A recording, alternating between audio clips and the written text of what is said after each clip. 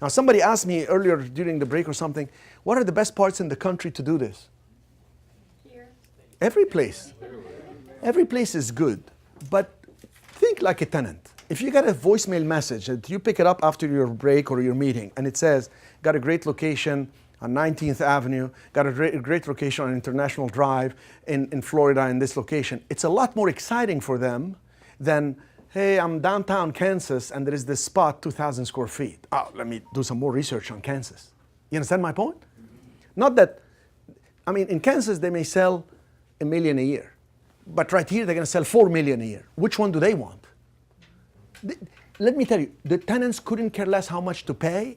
They look at how much they're going to make. Their mentality is, how much do you want? Tell me why. So all locations are good, but here are more desirable in general for tenants because the volume of sales are higher.